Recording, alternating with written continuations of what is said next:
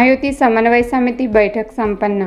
आगामी विधानसभा निवडणुकीच्या अनुषंगाने महाराष्ट्रात राज्यभर प्रचाराकरिता महायुतीच्या अनेक सभा नियोजित केल्या आहेत। सदर सभांच्या यशस्वी नियोजनाकरिता महायुतीची मध्यवर्ती समन्वय समिती विभागावर बैठका घेण्यात येत आहेत। आज नाशिक येथे देखील महायुतीच्या घटक पक्षांची समन्वय समितीची बैठक झाली। यावेळी नाशिक जिल्ह्याचे पालकमंत्री श्री दादाजी भुसे साहेब, मंत्री उदयजी सामंत साहेब, श्री अनिकेतजी तटकरे, सो मंजुळाताई गावित, सो देवयानीताई फरांदे, राहुल डिकले, माजी खासदार श्री देवीदास पिंगळे, हेमंत अप्पा गोडसे, श्री प्रकाशजी लोंढे तसेच महायुतीचे पदाधिकारी कार्यकर्ते मोठ्या संख्येने उपस्थित होते। NDB 24 न्यूजसाठी प्रतिनिधी अहिरे परशुराम।